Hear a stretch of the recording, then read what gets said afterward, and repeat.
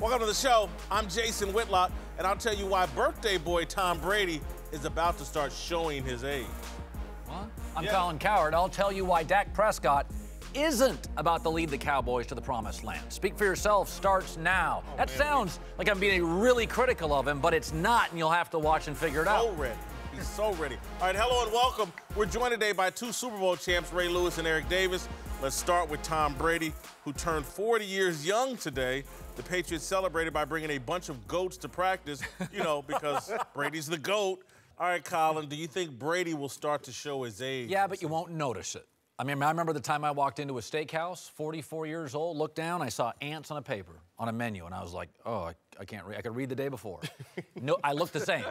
I can remember the Fleming Steakhouse in Connecticut, and I looked down on the menu, I'm like, I can't read a thing. And I'm like, I got to get glasses or contacts. Tom Brady, you know, maybe Tom will know.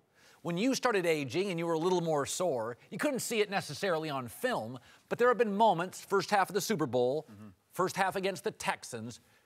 Tom's never been dynamic, but there have been moments where I'm like, he doesn't quite feel like he gets the push off. He doesn't quite feel like he's quite as nimble. So I think he'll have it, you just won't see it. Of course he's going to show his age, but you're not going to see it. All of us ain't blind. Yeah, I think, look, Father Time is undefeated, and Tom may play well enough to win another Super Bowl, but his play is going to start to back up. We'll start to really see it this year. And again, he may play at a Pro Bowl level. But it won't be the same. He is going to start backing up, and we'll see it this year. Go ahead. No, please, Eddie. No, you go ahead. Eddie, please, I'm coming after you. I got something. Well, if he's playing at a Pro Bowl level, is he really backpedaling? If he's taking his team to the Super Bowl, is he backpedaling? I don't see it happening. I really don't. I don't see this cliff that everyone is saying he's supposed to hit simply because he's 40. He's taking care of his body. He's playing at a high level. Everyone starts to, well, I'm not going to say everyone. I'm just going to say Colin just alluded to the first half of the Super Bowl.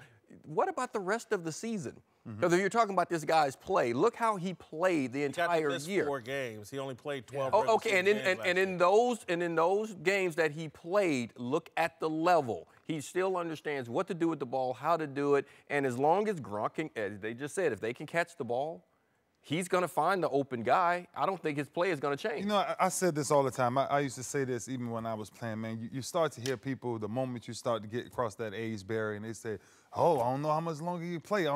But I don't need necessarily to be a young Ray Lewis. I don't need to be 25. Right. Tom Brady doesn't need to be 28 or 29 to do what he does very well. That's right. Right, and so when you say, will he start to decline, I tell you what he will start to do. He will start to keep dissecting these defenses the way he's doing. Yeah. Because that's what he's doing right now. Right, let's keep it real. Yeah.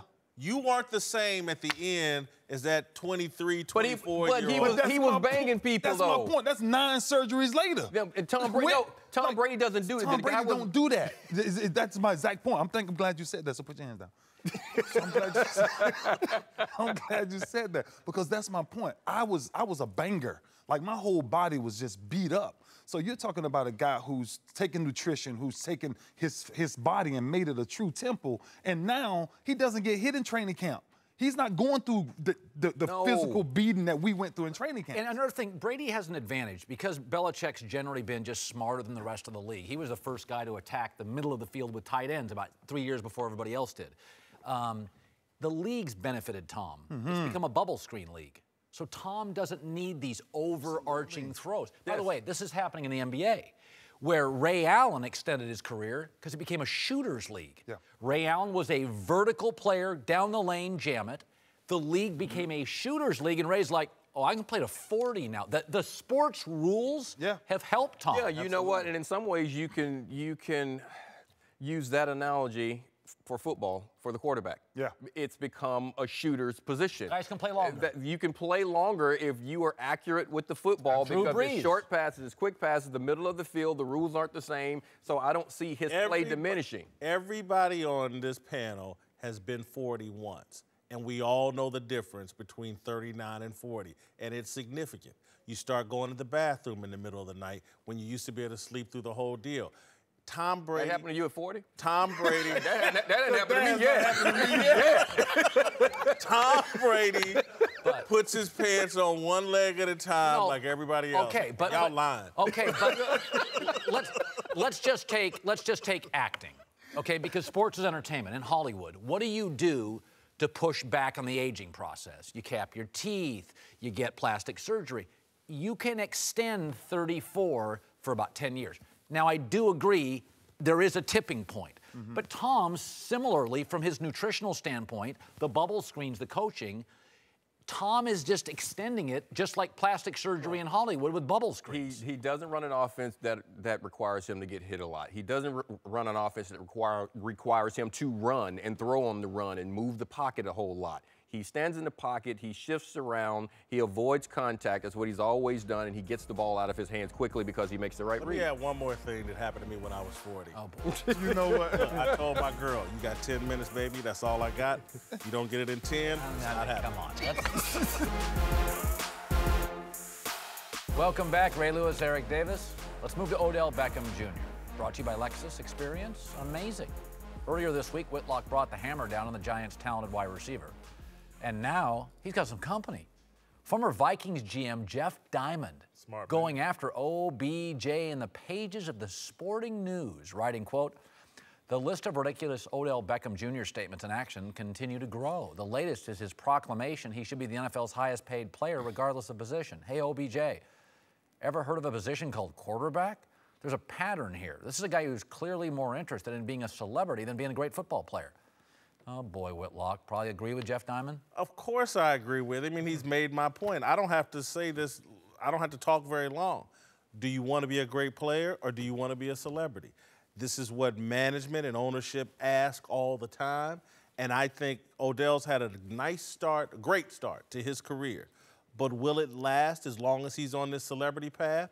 I don't think so. First of all, time out. Why is it that NBA guys, hell, LeBron's got a production company in LA, that's okay. You're being disrespectful to football players. Oh, come on. You know how much harder it is to play football? Oh, God, come on, than give basketball? me a break. Time out. So NBA guys, it can be Silicon Valley. If you know they don't play during the regular season, right? They just roll the ball out there and everybody monkeys around. Half the time they don't even suit up or whatever. Yeah, playing in the NBA is a piece of cake. Yes. No. No. Compared to the NFL, relatively speaking, you have 16 games. Odell Beckham can't have a side company. He can't have a marketing agent. Why do NBA guys can own a company? all-in sport. Oh, baloney. They're all-in sports. How the hell you get to the NBA if you're not all in? You can be partially in and be an NBA star? Yes. Oh, come on. Yes. Why, because you were born tall? Yes. There's a million tall guys in America. No, there's not. You think there's some 7-footers in the league that can't play a lick? There's a don't 7-footer really a mile from here, and he can't hit a jumper. You don't think it's hard work to get to the NBA? Compared to the NFL, oh, no. brother. No. You know, AD, these two, yeah. No. You're crazy. No, I don't think that Odell, I disagree with what Jeff Diamond's saying. I don't think he is more concerned about celebrity than playing football. What you guys are doing, that's an antiquated way of thinking. Jeff sounds like an old man. You got to understand these millennials. That's a part of their life. The celebrity, the social media, all of the things. Odell is smart enough to understand that if he doesn't play football well, there is no celebrity. Is he taking advantage of it? He's in New York. He's taking advantage of it. Do I think that he cares more about football than the other one? Yes, because he knows that if he can't play, if he's not making catches, if he's not winning, if he's not performing on the field, the other dries up. That's why the football is more important to him. He wants the celebrity. He enjoys it, but he knows he has the ball out. Did you see that video that they ran of Odell Beckham? If you run that video again, it's very funny. Like Odell Beckham, crazy Odell Beckham, he's doing a beef jerky commercial. Whoa, boy, I mean, that guy's outrageous. A beef jerky commercial. LeBron's got 400 employees in Los Angeles. And what's wrong with saying I want to be the highest paid player? What's wrong with that? I look at it and say absolutely nothing. Look, I said this before. People who are starting to watch sports, you said it, the new millennials, either you get on the bandwagon or you get off it because it's never going back to old school. Twitter, Instagram. It's a whole new world now. And so whether you want these guys to be popular or not, like rock stars, they are now. And this is the day and age that we live in right now. I tell my kids all the time, be careful what you do on social media. Be careful what you post on social media. Boy, what a distracted wide receiver, a jerky commercial. It's different now. It's like different. The party boat picture's not out there, and I couldn't call for it at any time. You act like I couldn't call for the video of him dropping passes in January in a playoff game at any time. The man, y'all feeding this man so much gas that he's gonna blow up like I've seen a lot of people fed too much gas. He had a bad game. In the most important one he's ever played in. Yeah, you're right. But yeah, I agree. He had a bad game, so we're saying his career's over because he had one bad game. His first playoff game, he had a bad day. Right. If we keep feeding him gas and don't make him earn it, the thing about millennials, I believe that. The thing about millennials, I'm just telling you, the problem with them is nobody put a foot in their rear end. I believe in earning it. And so we can get with the new program and never put a foot in kids' rear end. You sound 100 years old saying that. Because you know why?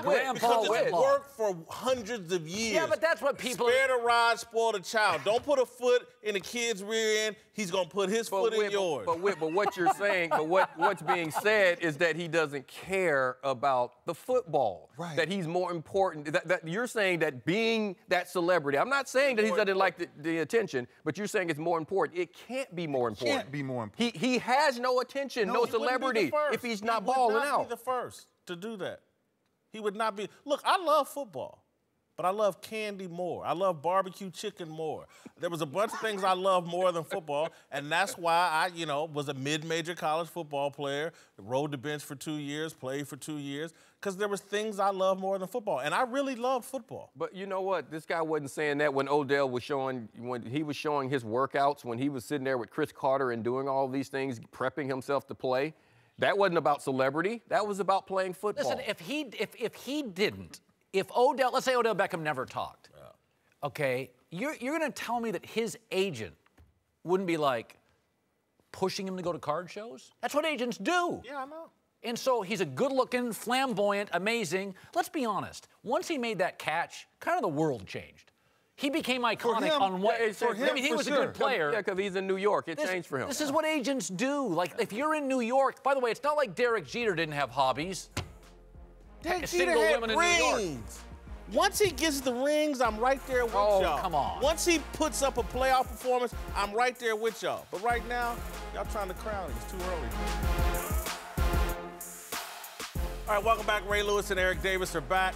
Let's move to Miami, where Ryan Tannehill went down with a non-contact leg injury in practice today, and people immediately started naming the Dolphins as a possible landing spot for who else? Colin Kaepernick. It turns out there's no structural damage in Tannehill's knee, but it's unclear how long he'll be out. Cowherd, would Kaepernick be a good fit with the Dolphins? You know, he wore that Fidel Castro shirt, right? Fidel Castro is a very polarizing figure in the Cuban community, which is significant in South Florida. Yeah. You know, I came up with a team today, and I thought to myself, Carolina's the team. No, just hear me out. Okay, I just want you to hear me out. First of all, I've always said wherever Kaepernick goes, you need a strong personality to be quarterback, or he'll overwhelm them. Secondly, they've done some read option stuff. Third of all, they have a veteran head coaching staff that can handle any controversy. And fourth, they have a good defense. You don't need your quarterback to throw 45 times and carry you. I think Carolina's going to be the landing spot. No. I don't think Miami works for me. No, Colin, one, they mean-mugged each other on the field after a game last year. I don't know if you remember that iconic photo. Kaepernick, to me, over Twitter, was trolling Cam Newton 2 years ago about the dab. Kaepernick feels like he started it when he was kissing his bicep. That would be, no, that's a bad parent. Listen, Kaepernick is making it very tough on himself to get back into the league because of the people he's associated with. I've said it from the very beginning. If you're an NFL owner, if you're an NFL head coach or some type of executive, when you start discussing Kaepernick or bring him into your environment, you run the risk of all the people around him accusing you of being a bigot. Steve Bisciotti and Ray Lewis, victims of this right now. Steve Bisciotti, the owner of the Ravens, has done the right thing, being transparent, showed an interest in Kaepernick. No good deed goes unpunished. Kaepernick's girlfriend tweets out this picture. This is what it's analogizing Steve Bisciotti to a slave owner from Django and Ray to a slave. This woman is not black. She's a Muslim woman. She's not black. This is racist. It's over the top. If we put out some photo analogizing something in the Muslim community as provocative and sensational and as bigoted as this, the Muslim community wouldn't stand for it. But somehow we're standing for this, that Kaepernick's girlfriend can do this to people for no reason other than Steve Bisciotti made the mistake of showing an interest in Colin Kaepernick, and they didn't immediately sign her on her timeline. It's all right. It's all right, Whit. Trust me, it's all right. I don't think you can put that all on Cap. Just people gonna be people, man. I'm telling you, I got kids. I got grown kids. So you know me, the last thing I'm gonna do is entertain ignorance. I ain't got time for ignorance, right? The good book says even a fool is counted wise until he opens his mouth. So I don't pay attention to too much foolishness.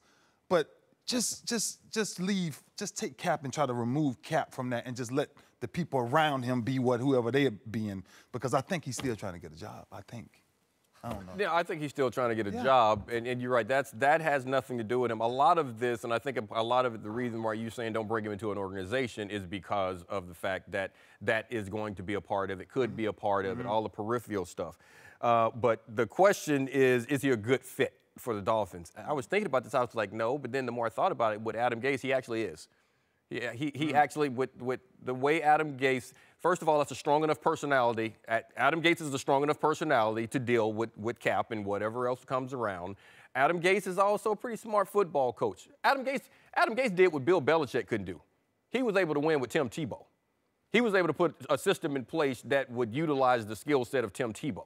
Okay? So I'm just saying, I think you look at it. Remember, he was also trying to get the 49ers job where Cap was the quarterback, and he had something in mind what he wanted to do with them. So he actually could work out for them if that were the case. I would go back to Cowherd's point. The Cuban community is very strong in Miami. The guys throwing on a Fidel Castro T-shirt and trying to say positive things about Fidel Castro. People are talking about the NFL as if it's not a business. It's a business. People are, oh, why would you consult your fans? What business doesn't consult its customer base? No successful one? No, I saw something yesterday. It was interesting. There was an online poll, and I apologize, I forget what media personality had it. And it said, it was, in fact, I think it was Bonnie Bernstein, a respected journalist and a friend of ours. Bonnie had a poll, and she said, if Kaepernick was named starter, would you be mad, upset, no problem, so-and-so, consider not going to the games? And 12% said, I'm out. Now, my take, people were saying, well, it's only 12%. And I thought, 12%, if I was a grocery store owner and somebody said, you're going to put a product in, 12% of the people don't show up, I'd be like, okay, I'm taking the product out. I don't think a lot of people would bail. I'm not saying it's a huge number. But to your point, if I own a team, all it takes is 2 suite owners to be ticked off, and I've got calls at midnight. It's not necessarily loss of revenue, loss of this. If you're unemployed and want to be employed, if you're employed, I'll deal with some headaches. But if you're not and are seeking employment, I'm just counting headaches. And 12% is 12% of headaches. Now, Colin, okay, it's 12%. So on that poll, I wish there had been another poll and said how many of the people would bail if the team started winning and the team continued to win. You know how hard winning is, though. No, I understand that, but that's what I'm saying. Like that 12% that would bail, and let's just say like a place like Miami, where you say if it were 12%, and we'll use that for Miami right now. How long has it been since they won? How long has it been since they were able to do anything? You make a valid point, Eric. I think they come back. You make a valid point, but that's not how you operate a business. If an accountant, someone that monitors your books, you're losing 3% because of X, Y, and Z. You eliminate that X, Y, and Z. This is the one thing. You don't go, well, if we serve my dad owned a bar, and we started, one of his customers would die, 2, but 3, and it was a problem. This is the one thing about the NFL. It's not a bottom line business. It's really not. And that's not the way you look at it. Ray, you know that. The way guys are paid, the proportionate the proportional way guys are paid within the locker room and things like that. There are guys on a team that their value is not even on the field. Yeah. It's raising other players and teaching them. So I'm saying it's not a bottom line business. So you have to look at some of the other aspects of it, right, as opposed to just the dollars and cents of it. Well, I'll just say this. I don't care who you are. When you decide, hey, I'm going to pay a guy $800,000, $2 million, $5 million, you don't want to be analogized to Leonardo DiCaprio Django character as a thank you. But that's not Cap. I- We just said that's not Cap. That's not Cap Cap. didn't put that out. That's the people around him, though, and you subject yourself to that. He's got the wrong. The people that think they're helping him are killing him. I'm at a loss. To another outlandish receiver, Terrell Owens, the former Cowboy, went on Adam Schefter's podcast this week and had some high praise for his old team's new quarterback, Dak Prescott. You look at the way that Prescott played last year. This guy played lights out, rookie of the year. There's only a lot of upside to that guy. So I can only imagine what this guy is going to be in the years to come. Just like, he reminds me of a taller version, more seasoned version of a Russell Wilson. Again, you just put the right, people around him, Dez Bryant, be the playmaker that he was a couple of years ago, and he gets some other added pieces, good tight end, and they really got a defensively, they stop some people. They're going to be a force to be reckoned with. They can definitely contend for the Super Bowl this year. Let me say this before I ask you the question. I loved everything T.O. said. Then he had to take a little pot shot at Dez Bryant, like the playmaker he was 2 years ago. That was a shot. Anyway, can Dak Prescott take the Cowboys to the Super Bowl? Can he carry him? Carry, yeah. No, because nobody can. Aaron Rodgers is good enough. They can't get him a defense. Aaron Rodgers has had one great defense, won a Super Bowl. By the way, Peyton Manning, the best defense he ever had, won a Super Bowl. Tom Brady's never won a Super Bowl with a bad defense. None of these guys can carry him. Now, Although he took the worst defense in the league to the Super Bowl one time, Tom Brady. I think they were like 30th, 31st or something like that. They didn't win it. 31st. No, but he took them there. Now, Dak, here's the key. He would not inhibit them from winning the Super Bowl. Like, you're not going to say at the end of a year, we would have won except for Dak. Yeah. But this whole carry a team to a Super Bowl, come on now. These 49er teams you played for, they had Pro Bowlers all over the defense. Listen, your point is well made. Carry, no.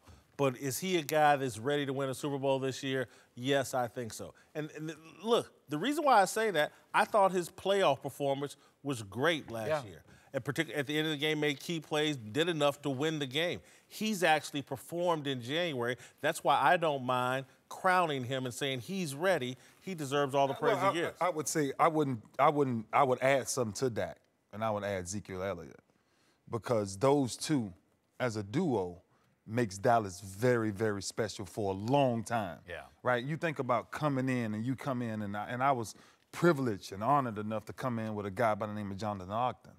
And you see That's a big man. that this thing, and you look at this guy, and you come from totally different places, right? But you're looking across and you say, wow, he's my teammate for the next however many years. Yeah. And then you look at yourselves and say, how good can we really be? And I think those two, starting the core of what those two guys do for the offense, now they're going to have to outscore a lot of people, because I don't know if their defense is going to be able to hold up against the NFC. But I think what they have offensively, Dak Prescott, I watched this kid since Mississippi State. I watched this kid's story, got to know him well. Me and him talk, not as much, but we talk a lot. And to see what they have now, I'm pulling for him. I really like this. Yeah, he's an impressive young man. Yeah. I've only briefly talked to him, but when you talk to him, you can see that he gets it. I'm with you on the fact. No, he can't carry them by himself. He and Zeke, they can. Yeah. You lost 3 starters, I believe, in your secondary. Sean Lee played an entire healthy year. You know what? I don't want to wish any injuries on the guy, but Sean Lee not missing time, that's an anomaly. The defense becomes better if those two guys are working. So with both of those guys, Zeke and Dak, working, you have an opportunity to push through. I'm not going to take a shot at Dez, but if Dez gets back to scoring all the touchdowns that he was scoring, I think that's what T.O. was going. I mean, he was putting up numbers in the end zone. That's the big deal. It's not about all the catches. It's about moving the chains and scoring points. So he got a shot. It's interesting with Dak. Like, let's think of all the young quarterbacks. I think Russell Wilson has better feet than Dak. Cam has a better arm. I think Jameis Winston has better size. I think Mariota's kind of his ability to be mobile. What's always blown me away with Dak, it's not his physical stuff. I still think his arm's okay, his size is okay, his feet are okay. The thing that blows me away is he didn't have a bad game. He had a bad half against Philadelphia, bounced back. His poise was shocking. It was like 9-year in the league. Since By the college, way, though. he was on Monday Night Football, Sunday Night Football. Yeah. Like, it's not like he's playing for the Jags. He was in the most watched game 11 times last year. He never went into the tank. Like, that to me is his gift. Everybody's got different gifts. You know, the precision of Montana. That's a good point. That's a great Everybody's point. got different gifts. His gift, God gave him, it's all well, good. Well, he has mentioned in Montana, what he has is what Montana had. When he walked into a Joe huddle, Cool. you think you're going to win. Absolutely. And you saw that when he took over that team that could have panicked after losing their starting quarterback, he had something about him that allowed them to say, okay, he made a play. Can he make another play? Can he make another one? And they believed in it. You know, I talked to Ogden once, and he told a similar story about Rod Woodson, and that the combination of Ogden and Woodson really made Baltimore great. All right, welcome back. Joined now by Kenyon Martin, whose Big Three team trilogy is undefeated. Wow. Also joined by the founder of the Big Lead, Jason McIntyre. Let's move to a guy nobody thinks is the best, LaVar Ball. Now UCLA alum and college basketball analyst Sean Farnham says LaVar's outrageous behavior is a big problem for the Bruins basketball program. I think this is going to affect UCLA's recruiting. I think there are going to be kids and parents that are going through the recruiting process right now that do not want their kids part of any part of this circus that follows LaVar Ball. And that's going to be an issue for Steve Alford and the UCLA basketball program moving forward. Whitlock, agree? LaVar's trouble for UCLA? I think that UCLA has made some moves to try to limit LaVar. I think he was handed a list of rules that he needed to follow, new rules. I think that UCLA was surprised that he agreed to them. It'll be interesting to see if he can follow them. I get where he's coming from, the guy that said this could be a potential problem. Not everybody wants to play in LaVar's circus. Yeah, listen, I'm a parent. My kids are going to go to college. I would consider the environment. If it's chaotic, I wouldn't want my kids, I'm not even saying as athletes, just if, listen, I've been hearing stories about like Missouri's attendance has fallen over controversy. If you look at schools that have had major protests. Baylor. Yeah, I mean, like their attendance drops. So if you're sending him to UCLA basketball, I'll ask you, Kenyon, I mean, you have a son who's a top player. I would be wary of it, wouldn't you? Yeah, no, definitely. You want the best environment for your kid no matter what they're going to school for. Right. And my son, whoever would be joining the UCLA basketball program and LaVar's around it, it could potentially be a problem. Him speaking on minutes, playing time, situations with other people's kids. You never know what the situation might occur because we all know he's outspoken and he's going to say whatever at any given time. And for me, if that's the situation, I would definitely I look at the situation and be like, some pause might be there for me to send my kid. Yeah, I get it. The only pushback, guys, is his best son, Lonzo, is with the Lakers, the glamour franchise of the NBA. Where do you think LaVar's going to spend his time? UCLA, where his son may not play a lot, or the Lakers, where his son's a starting point guard? I just feel like he's going to be away from UCLA. He's got sneakers to sell. He's got a brand to push. I would be at Laker games if I were LaVar Ball. But ask yourself this, though. Let's take LaVar Ball out of it. Yeah. Let's just say, okay, let's say this. My son's a quarterback. And there is a LaVar Ball type high-maintenance parent, and his son's quarterback too. Well, I would think if I send my kid to whatever school it is, and that dad's making all this noise, then I'm going to have to, as a father, make noise that he could inhibit my kid getting playing time. Like, if I was a parent with a basketball son, my takeaway is, well, LaVar Ball is going to make so much noise that my kid may not play because I'm a quiet dad. I'm going to put my kid off to the school. If you're a guard and you're sending your kid to that school, do you want LaVar's son to be part of the program? What about the counter to that, Colin? I mean, part of the reason we're talking about UCLA in August is maybe because of LaVar Ball and Lonzo going there and raising the level of the program. So that's the problem right there. You're talking about LaVar Ball. And you want to be talking about the kids. Yes, that should be and the so, name. again, every kid has parents. And LaVar Ball's not the only parent of a UCLA basketball player. And so when the adult parent says something controversial, and I'm not talking about like salacious, just some kid can't play. Well, that kid has a parent. It's like, hey, I'm not talking about your kid. Why are you talking about mine?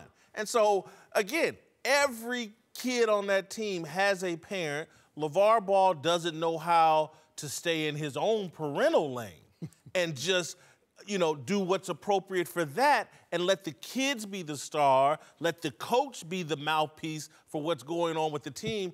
That's how you keep all the other parents out of it and have the best experience for the kids that are on the team. So LaVar Ball is a potential problem because you just never know when he'll strike. He's tension. He could be sitting at a Lakers game and make some comment about UCLA basketball. Like, when have you ever heard of a university putting rules in for parents? You know what I'm saying? Like, just think about it. Right. Like, sounds like the history. sports, the history of there's been pretty good athletes to go to college and play sports. You've never heard of rules being implemented for a parent because he can't keep his mouth closed. Even to a bigger level, Adidas just got burned by LaVar Ball this weekend. They represented him at the AAU, and then he said those misogynistic things. Under Armour signed a huge deal a year ago with UCLA. You don't think Under Armour executives have sat down and said, we got a problem here. We are now connected to the Ball family. Like, this is overreaching now. We've got several people, players, coaches, athletic directors, Under Armour. Man, crazy is dangerous to be in a relationship with. Like you said, Jason, let the kids play be the narrative.